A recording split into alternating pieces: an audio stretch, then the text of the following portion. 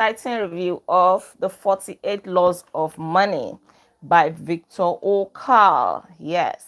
So today we're going to continue with the laws of money. And as usual, we will examine 3 laws in this video. The first law is Law 28. Wow, we've come a long way. Law 28, and it says invest for the long term. Warren Buffett, one of the best investors of all time, advises that the stock market is designed to transfer money from the active to the patient. That's actually a quote, not an advice. The stock market is designed to transfer money from the active to the patient. So it means that if you are not patient when it comes to investing, you may not make good money, right? So wealth is not built overnight. I'm sure that is something that you know already. Wealth is not built overnight. If you are not patient, you will not be able to build sustainable wealth. Building wealth requires patience, discipline, consistency, and a long-term perspective. Don't be the kind of person that is given to immediate gratification. You want your money now, now, now. Any money that you want now, now, now will not have the time to work for you, to compound for you, for your investment to mature, where you'll be able to get good returns. So invest with a focus of the long term in mind, long term growth. Stop seeking quick gains. There are times when, okay, you may feel that, okay, you need this money within a short period of time. That's not what we're talking about. What we're talking about is, not having that mindset every time that, oh, because somebody was telling me yesterday, I want an investment that can be giving me money every single day.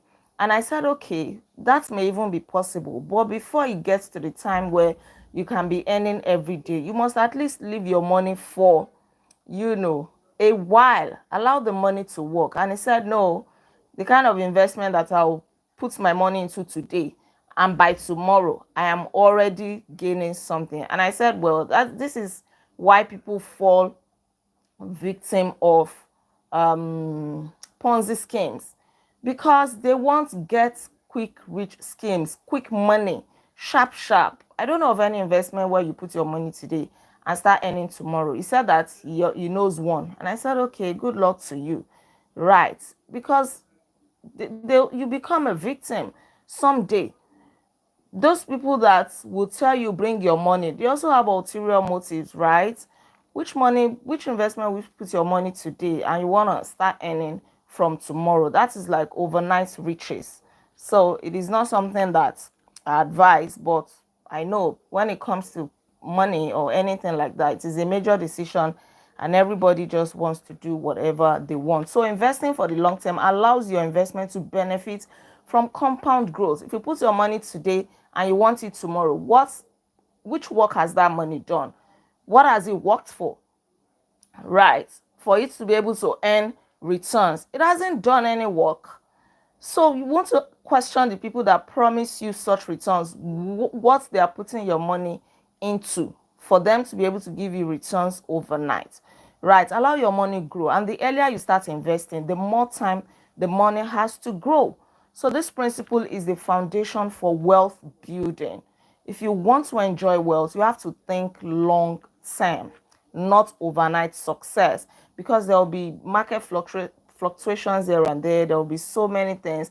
You need to give your money time to work for you. What are the strategies for long-term investing? Number one is diversified portfolio. We have talked about this so much in this book. Don't put all your money into one investment. You may want to put it in stocks, some in real estate, some in money markets, mutual funds, different things, right? So that you can cut down on risks. Another way is consistent contributions. Maybe you are saving towards your retirement. Keep putting money into your retirement account, retirement portfolio, pension scheme. You are saving towards building a house.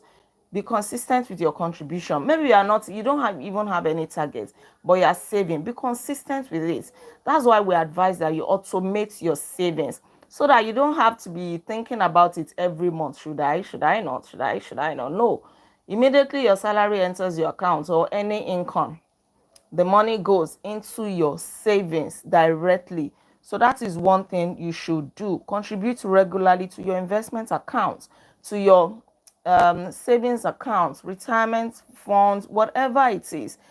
This will help you to have a long-term mindset, not you seeking quick gains. Be disciplined. If you are not disciplined, you cannot do this. It is very easy for so many people to start a project, to start anything. But continuity, consistency is one of the major problems of we human beings. We are always excited when we are starting something, but somewhere along the line, you lose interest, you become bored. I'm sorry to say, that is why a lot of people are not successful. I once made a video on that. The reason why many people are not successful, not because they are not born to be successful, not because they are not born to be great, not because they are not talented, but they don't have that staying power. They don't have the staying power. You start a business today, it's not working. You want to quickly pack it up. You enter a marriage today, your spouse is behaving somehow. You know, that exit plan is already in your mind. If this thing doesn't work out, I'm leaving. So if you are getting into something with an exit plan, then it means that you are not serious. You are not ready to stick it out, because there will always be challenges. Even the best of the best things that you can get into, whether marriage, business, relationships, go and ask people who have succeeded. They will tell you their failure stories. They will tell you the challenges that they passed through. But if they had not stayed, they would not be here telling you about their success stories, right? So when you're getting into something and you already having plan B, C, D, E, F, that if this plan A does not work, I'm out. I'm this. So when do you want to stay to see that thing through to fulfillment? A rolling stone gathers no moss.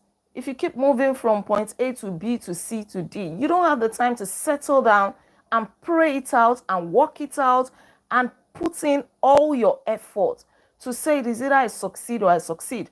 That will be that you're sure that you're in the right venture in the first place, not you doing try and error. But you know that, no, I should be able to do this and this is what I want to do. I'm convinced that this is what I should be doing. Right. So I think that is the first thing. Be sure that what you're getting into is the right thing and stay consistent. Stay there. Warren Buffett, often regarded as one of the most successful investors in history, is a living testament to the principles of long-term investing. Warren Buffett has been investing since he was 11 years old. Yes. And he stayed. Even as a young man, when all his friends, his mates were gallivanting around the world, spending, enjoying themselves, he did not. He disciplined himself. He's regarded as one of the best investors of all time. He's currently 94 years old and he's still doing great. Most of his wealth came when he acquired Berkshire Hathaway. Yes, a textile company that was not really doing well. We are on Law 28, page 135. I'm on 136 now, though. The textile company was not doing well. Many people went. They couldn't stay. He stayed there, had a plan, a strategy. He worked it out. And he turned it into a conglomerate. Not just a successful company, a conglomerate. That is the staying power that we're talking about.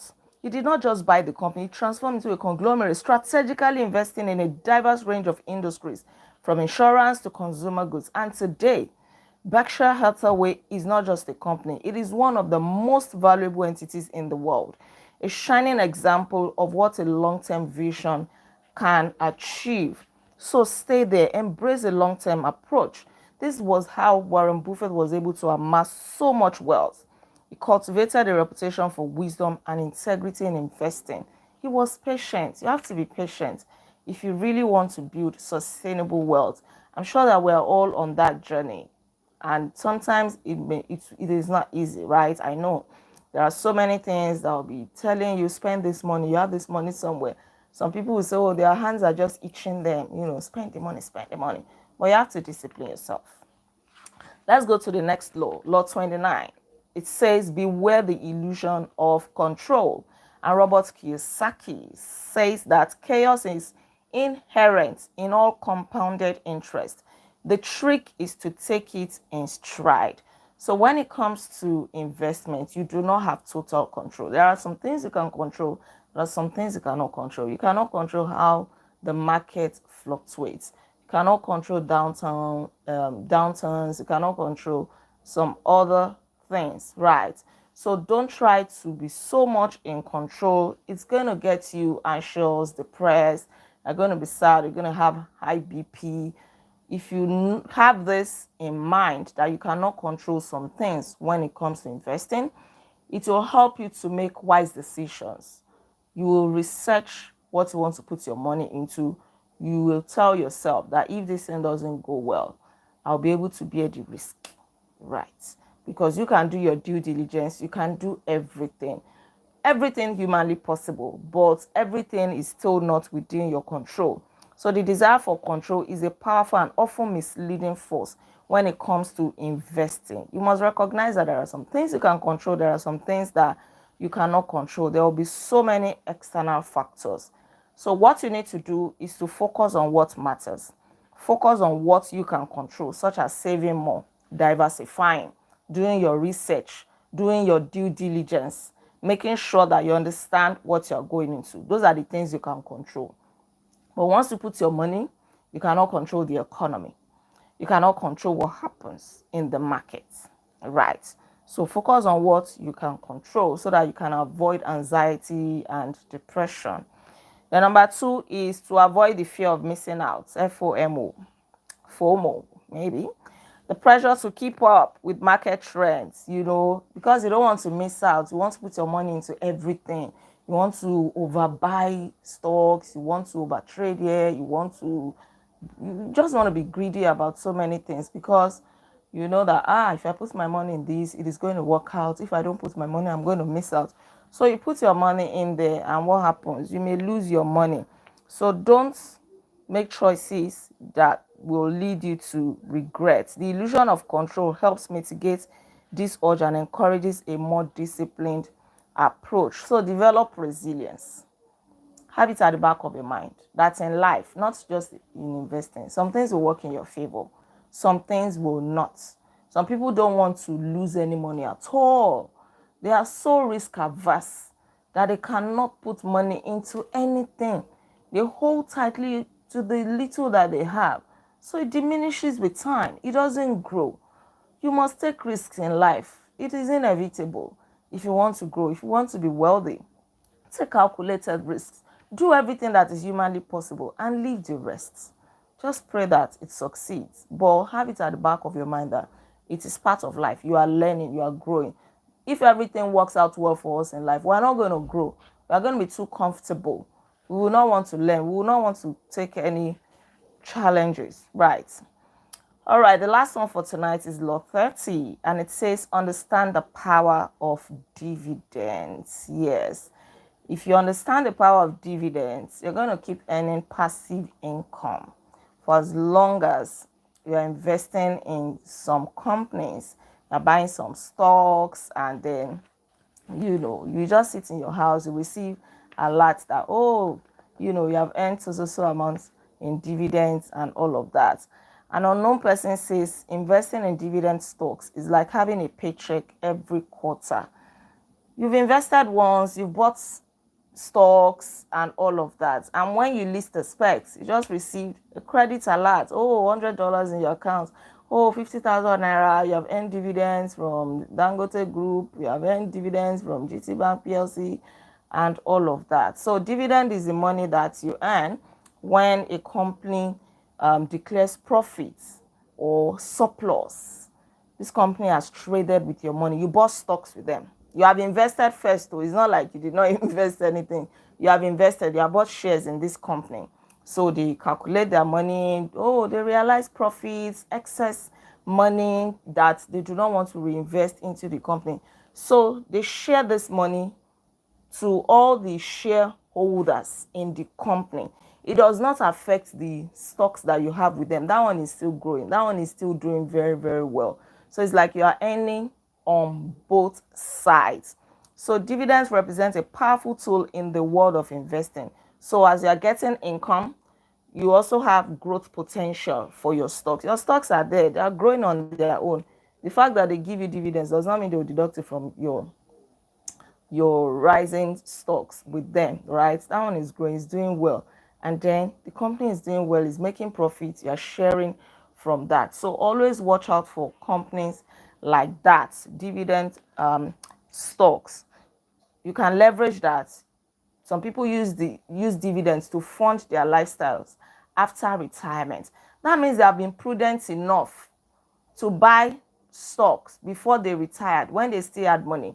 So now their money is working for them. We are reviewing Law 30. That's the last one for tonight. Law 30, page 141. Right. It can help you to create a reliable income stream while allowing your wealth to grow over time. So buy into good companies, companies that have potential for growth. Talk to your stockbrokers, talk to your financial advisors, pray about it. There are some companies that may be doing well today. Everybody is rushing there. But some years down the line, will they still be there?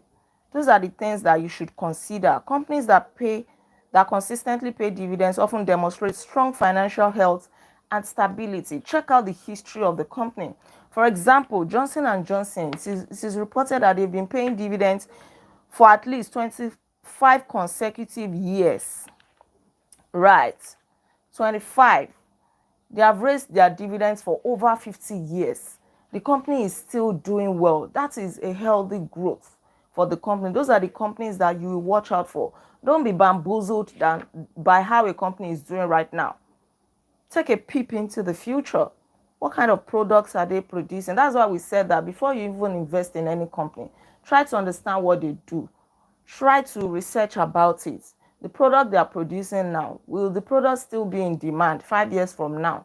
Or that product would have taken over, or the world would have evolved and people will not need their products again, even though they are doing well right now. So the power of reinvestment.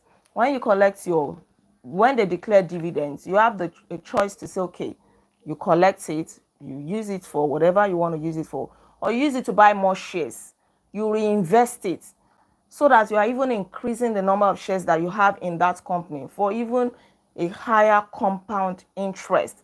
So if you have shares of maybe 200 shares in a company, for example, and they declare dividend of $1 per share, that means you just sit in your house and then you get $200. Each of your share in that company earns $1. Or maybe you have 1,000 shares in a Nigerian company, and then they declare dividends of 5 naira per share. You just sit in your house, you just get 5,000 naira allowance. You use it to buy airtime. Or they declare 20 naira you just get 20,000 naira, without doing anything. Right, that is your money working for you. So it can help your money to grow, to compound growth. You can reinvest it so that you can even get more significant returns. Use it to buy more shares, or you can collect it and spend it, right? Or when stock prices dip, when it declines and they pay dividend at that time, you can use it to buy more shares at lower prices. Yes, so that is it about dividends. Many retirees rely on dividend income to fund their lifestyles, right? So dividend is a very good way to earn passive income for many years to come, right? So don't underestimate the power of dividends. I'm always happy anytime I just receive dividends from some of the companies that I invested in. Like, okay, I wasn't even expecting it. Or maybe the money even comes when you are broke or something like that. You see, it's like money that you do not work for. It just comes. You share from the profits of the company. You enjoy it. Your shares are still there, doing so well, growing, right? So these are the 3 laws that we have to review tonight. Don't forget to like this video, share your comments with me, and please subscribe to this channel in case you are yet to subscribe. I remain Olaide Agbaje, also known as First Lady, and on this channel, I inspire you to live intentionally. We'll meet tomorrow again. And until then, be intentional. Bye. See you tomorrow. Bye. You're welcome.